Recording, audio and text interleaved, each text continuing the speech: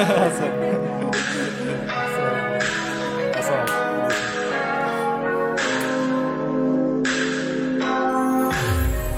айтпады өмір сүру оңай деп, бірақ сен болдың жанымда қиын кездерде. Иық-иыққа тіресіп кездік талай жолдарды. Соған не жетеді досым, соған не жетеді. Қаншама өтті күндер толы күлкіге, сенемін сендерге сенгендей өзіме, өйткені біздің достық. Қайырлы кеш. Атырау облысы өңірлік коммуникациялар қызметіндегі Атырау таланттары жобасының бүгінгі қонағы Нұрсұлтан Зиядаев. Өзіңіз туралы таныстырып, Нұрсұлтан Зиядаев брендінің қалыптасу жолын қысқаша айтып кетсеңіз болады. Қайырлы кеш. Мен Нұрсұлтан Зиядаев деген брендті әдейі қалыптастырып жүрген жоқпын, қалыптастырмаймын. Бірақ өзіме ұнайтын нәрсемен айналсам, өзіме сол жұмыстардың арқасында белгілі бір мен туралы образ қалыптасқан болар. Мен Clean Creative Hub шығармашылық ұйымын 4 жыл бұрын негізін қалған болатынбыз достарымызбен. Сол жұмыста мен жалпы студенттік кезден бері ұйымдастырушымын. Қазір өзімді ұйымдастырушымын деп таныстырамын, және продюсермін. Өзіміздің жобаларымыздың соларды жүргіземін. Көптеген шараларды ұйымдастырдым. Өзіме қызық осы түсірілімдер қызық, жобалармен айналысқанмын.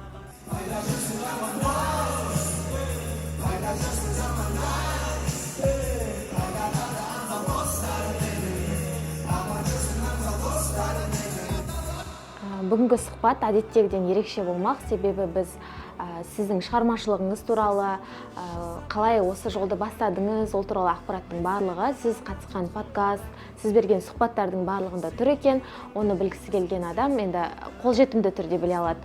Сондықтан біз бүгін сіздің әртүрлі тақырыптарға көзқарасыңызды біліп, шай үстіндегі әңгіме сынды сондай форматта өткіземіз. Алғашқы сұрақ, өмірде сіз үшін ең басты құндылық не? Ең басты құндылық бұл қоғамға, адамдарға, адамзатқа, әлемге пайданы тигізу. Сол ең басты құндылық деп санаймын. Ал адамның бақытты болуы неге байланысты? Адамның бақытты болуы ол әлемнен, мына өмірден не күтеді, соған байланысты. Если сен көп нәрсені күтсең, оған жету қиын, сен бақытсыз боласың дейді. Содан ғой бізде қазақ халқында қанағат ету деген нәрсе бар. Мысалы, қазіргі барыңа қанағат етуің керек деген сияқты, сол кезде сен бақытты боласың. Биыл акиматтың қолдауымен Англияға сапарлаттыңыз. Сол сапарыңыз туралы қысқаша айтсаңыз, біздің елге батыстан біздің қазақи қалпымызды жоғалтпай нені үйрену керек? Ол жақтағы адамдардың көзқарасы қандай? Бұл сапар өте неожиданно болды. Күткен жоқпын ондайды. Жылдың басында менің жоспарымнан тыс сапар болды. Себебі мен өзімді Лондонда елестеткен жоқпын болған дейін. Мен ол жаққа баратында себептерім жоқ еді. Бірақ осы жоба шығып тұрғасын, соған қатыстым, өтетініме де сенген жоқпын. Бірақ осы менің жұмыстарымды сараптап, мені таңдаған болатын, солай барып келдім. Ол жақта өте қызық адамдардың осознанность дейді ғой, өмірге деген көзқарастары ерекше. Ол дегеніміз әр адам өзін қоғамға қалай пайдалы ете аламын деп ойлайды. Әр бизнес өзінде бір қоғамдық үлес қосқысы келеді. Мысалы, бір кофейня бар, оның мысалы өзін жұмысшы ретінде бір социально уязвимый слойдан адамдарды алады. Мысалы, менің как миссиям ретінде қоғам пайдам тисін деп. Көп волонтерство деген понятие басқаша ол жақта да. Бізде волонтерство деген жасқа байланып қалған. Студент кезде волонтер боласың, школ кезде волонтер боласың. Бұлай үлкен жаста уже сенің уақытың жоқ, ол керек емес нәрсе сияқты оқылады. Ал оларда адам өмір бақи қоғамға пайда тигізіп, солай ерікті болады. Сосын олардан алатынымыз енді өзіңіз айтқандай, өзіміздің фундамент дейді ғой, тарихымыз бар, дәстүріміз бар, тіліміз бар деген сияқты. Соны жоғалтпай, соның үстіне біздер қосуымыз керек, соларды жаңаландыруымыз керек, қазіргі заманға сай қылуымыз керек, басқаларға қызықты болатындай болу керек. Басқаларға имеется в виду шетелдіктерге емес, біздің жаңадан өсіп кеткен іні қарындастарымызға заманына сай болу керек. ол Қазақстанда жақсы жасалып жатыр қазір. Қазақ тілді фильмдер, қазақ тілді спектакльдер, музыкалар деген сияқты жақсы дамып жатыр. И олардың айтуынша, олар енді 90-шы жылдан бастап осыны өзінің экономикасының бір бөлігі ретінде креатив экономикасын қосқан болатын. И сол кезде соны манағы формирование соны құрған кезде олардың манағы қалай, то, что они заметили дейді, байқағандары жаңадан ештеңе ойлап таппау керек. Қазіргі сол өңірге сай нәрсенің үстіне соларға условия жасап, соларды дамыту керек деп айтады. И солай ойлаймын, менде де Қазақстанда емес, именно Атыраудың өзінің ерекшелігіне байланысты, тіпті Атыраудың аудандарына, райондарына тән нәрсемен соларды жақсартып, соларды танымал қылып, соларға көңіл бөлу керек деп ойлаймын. Сол жақтан үйренген.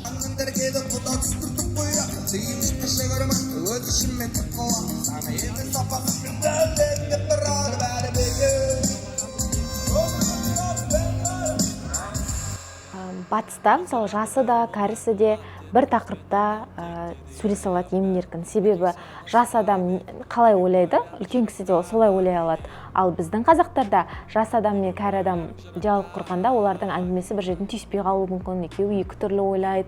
Сол неліктен сіздің ойыңызша? Ол деген енді заманға байланысты ойлаймын, себебі олардың өмір сүрген заманы басқа, біздің өмір сүрген заманымыз басқа, бізден кейінгі інілеріміздің заманы басқаша. Олардың кезінде үлкен ұрпақ бізді түсінбейді, бізді серьезно қабылдамайды олар, әлі бала көреді. Біздің айтатынымыз, біздің жүрген жүрісіміз, оларда енді қалай нелер бар ғой, критерийлер бар да, успешный адамның. Сенде обязательно жұмыс болу керек, тұрақты, пенсионкың жүру керек, сенің обязательно үйленуің керек, отбасың болу керек, балаң болу керек, машинаң, үйің деген сияқты, қазақ дрим, американ дрим сияқты қазақ дрим бар, сол определенно қалыптасады. Сценарий бар, мысалы, мектеп оқисың, бітіресің, универ түсесің, жұмыс жасайсың, үйленесің, семья құрасың, потом немере әкелуің керек, ол балдарды оқытасың деген сияқты. Сол бір цикл бар да, и сен одан ауытқи бастаған кезде, конечно, олар түсінбейді. Қазіргі реалий басқаша, қазіргі реалий сен уже бір жұмыспен өмір сүре алмайсың, тек қана стабильностьқа расчет жасай алмайсың, пенсионкаға вообще расчет жасап керек емес, бізде пенсия болмайды мысалы. И сол себепті әркім қазір бұрын енді коммунизм болды, коммуна соған байланысты, а біз қазір индивидуализмдеміз. Әркім өзі бөлек тұлға. Осы екеуі ортақ шешім түйін таба алмай қалады. Табу қиын, қиын болып қалады.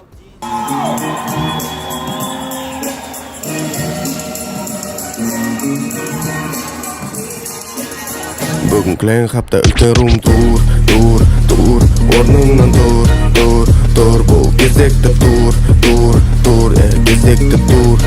Бүгін кілең қапта үлкен рум тур, орныңнан тур, бұл кезекті тур, бүгін бәрі болады бу. Сіз үшін табыс деген не? Ақша ма, еркіндік па? Табыс деген, еркіндік деген вариант ұнап тұр. Еркіндік ол деген адамда бірнеше еркіндік болады, финансовый еркіндік бар, заңды түрде еркіндік бар, физический түрде еркіндік бар, географический еркіндік бар. Сол барлық еркіндікке жеткен ол табыс деп ойлаймын. Қазіргі жастар жаңағы ақшалай еркіндікте емес көпшілігі, қиын жағдайға тап болып тұрсың. Қалай шешуге болады жастар осындай? Бұл енді қазіргі жастардың басында көп кездесетін мәселелер осы. Қарыз, лудоманияға кіріп кетеді. Осыларды, осындай жаман қасиеттерден аулақ болу үшін не істеу керек сіздің ойыңызша? Олардың алдын алу үшін жақсы пример болу керек отбасыда жақсы финансовый грамотность болса, отбасы енді қарызсыз болу керек, тұрсу керек. Сосын шамал контроль болу керек. Барлық отбасынан басталады.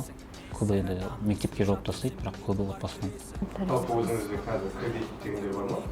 Менде кредит бар, менде кредит неден білесің ба? Эджифесттен бар, Медиклабтан бар десең да, мен оны жасап жатқан жобаларыма манағыдай не істейді ғой, тызы құрады, и определенный не болады, мысалы жоба жасаған кезде жасау керек нәрселер болады. Ол жоба дәл солай жасап тастасаң, ол қызық емес болады ол жоба. Сол себепті мен дополнительно нелер қосамын, мысалы қымбаттау баннер шығарамыз, или басқа нелерді алып келеміз, адамдарда более мықты адамдарды алып келеміз, олардың шығынын өтеу үшін мен өз қалтамнан қосқасын енді бағанағыдай кредит алуға тура келеді, қарыз алуға тура келеді, соны жабу керек деген сияқты.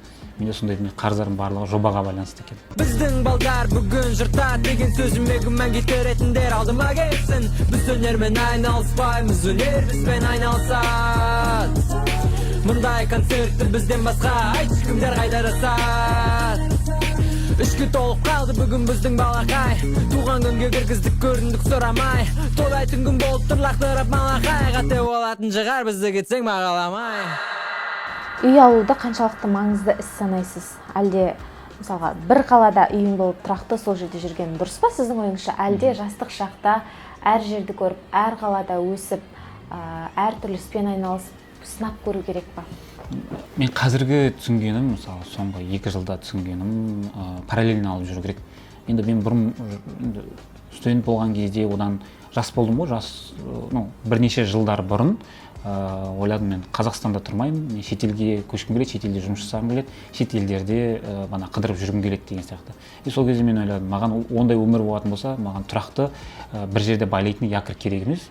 Сол себепті маған квартира да керек емес, ешқандай имущество керек емес, мен типа номад боламын деген сияқты. Бірақ уақыт өте келе выгодно болып бастады. Мысалы қазіргі госпрограммалармен өте тиімді қылып жасап жатыр да, қазір оны алып қалмау грех деп ойлаймын да, оларды алу керек. Соның үстінде бір жерде сенің имуществоң болса, ол сенің бір қалай подушка безопасности дей ма, сондай болу керек сияқты. Қатар алып жүру керек барынша. Яғни сіз не айтар едіңіз, жаңа өмірге қадам басқан азаматтар неден бастау керек? Жоспарлаудан бастау керек. Жоспар не қалайды, мысалы көп адам ертең, мысалы мен достарымнан сұраймын, мен ертең не істейтінімді де білмеймін дейді.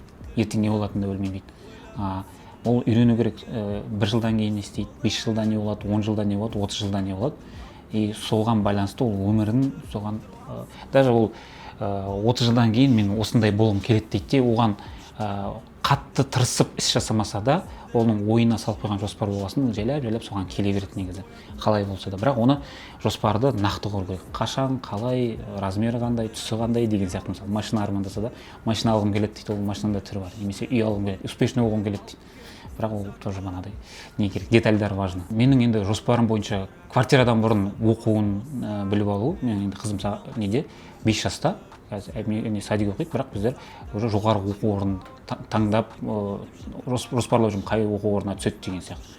И оған ақша жинап, и параллельно үй алған, конечно, дұрыс. Бірақ қай жақта алған, оны да ойлану керек. Мысалы Астанада қазір алған разумно, тем Атырауда қарағанда, Атырауда істегенге қарағанда.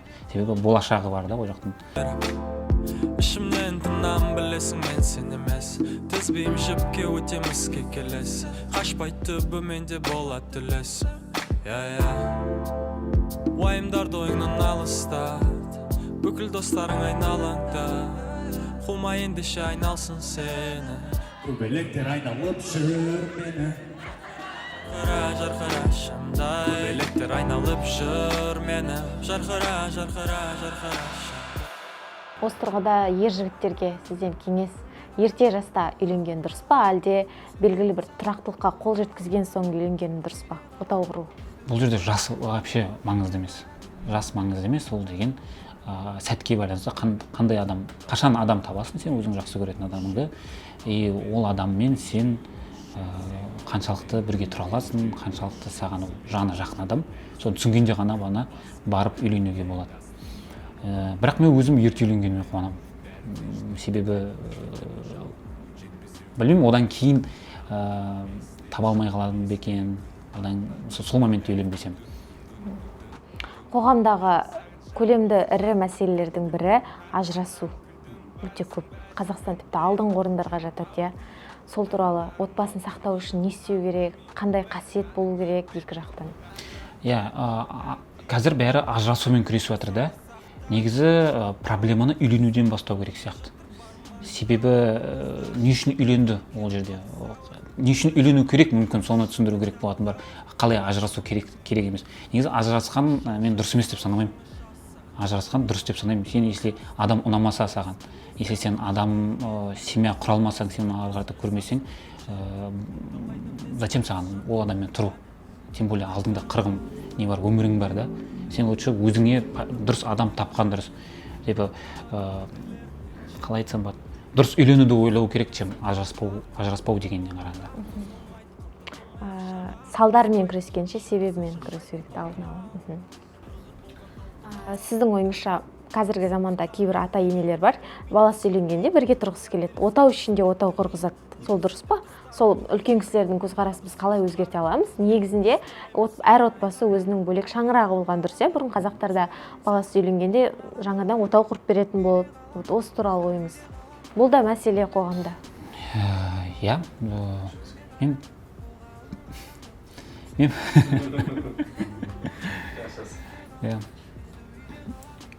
енді білмеймін, ол әр отбасыда әртүрлі ғой, бір отбасыда ол бар, бір екінші отбасыда ол жоқ деген сияқты. Бірақ қазір енді заман урбанизацияға тұр, қала өміріне келе тұр, банағы сіз айтқан нәрсе, ол үлкен үйде, ауылда, мысалы там өзінің шаруашылығы бар, соны қарау керек, ата-аналар не істейді, қартайғанда оның жұмыстарын жасау керек деген сияқты. Если сен 2 комната квартира тұрып, сен балаңды ұстап қалып, бірге тұрғың келетін болса, өзі тары үй, оған адам босады, ол жерде по-любому қақтығыстар болады. И мен ол енді жағдайға байланысты деп ойлаймын.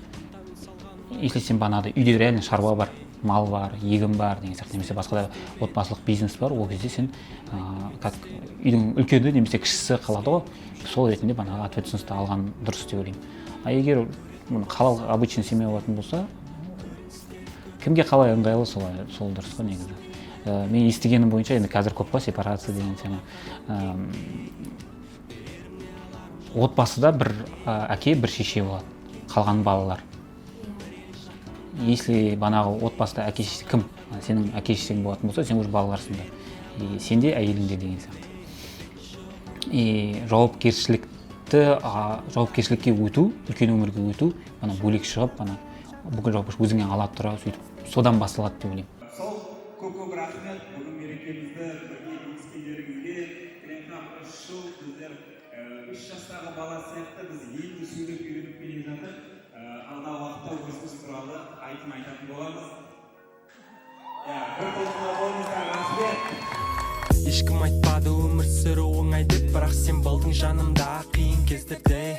Иығы тіресіп кездік талай жолдарды, соған не жетеді досым, соған не жетеді. Қаншама өтті күндер толы күлкіге, сенемін сендерге сенгендей өзіме, өйткені біздің достық сыналған уақытпен, соған не жетеді досым, соған не жетеді. Алыстап кеткендей болған мен арасында, татып тұрып көңіл кездесіп сырласуға, мен сендердей білетін кім бар басқа, жоғалма. Қайда жүрсің амандас, қайда жүрсің замандас, қайда қалды асыл достар менің, аман жүрсің абзал достар менің. Қайда жүрсің амандас, қайда жүрсің замандас, қайда қалды абзал достар менің, аман жүрсің абзал достар менің, абзал достар менің.